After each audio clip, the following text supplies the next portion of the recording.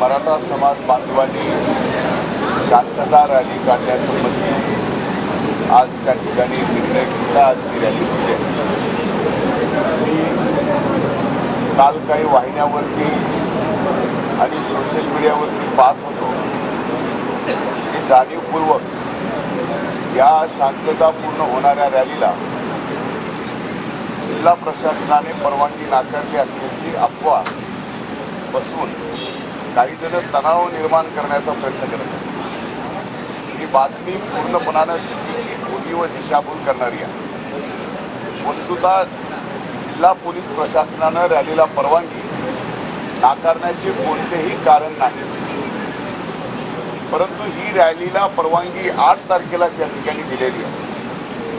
त्यामुळं रॅली होईल व नेहमीप्रमाणे माझ्या बीड जिल्ह्यातील समाज बांधव अत्यंत शांततापूर्ण मार्गाने रॅली पूर्ण करतील असा मला विश्वास आहे. मी स्वतः मराठा समाजाच्या आरक्षणाला या ठिकाणी 1998 पासून या चळवळीत आहे आणि एक कार्यकर्ता म्हणून आजपर्यंत मराठा समाजाला आरक्षण मिळावं यासाठी माझी स्पष्ट भूमिका मांडलेली आहे. सभागृहात विरोधी पक्ष नेता असताना, एक सामान्य कार्यकर्ता असताना या ठिकाणी मराठा आरक्षणासाठी मी स्वतः रस्त्यावर उतरून लढा दिलेला आहे.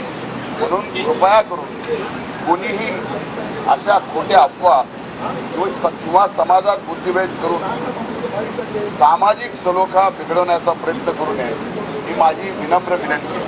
परंतु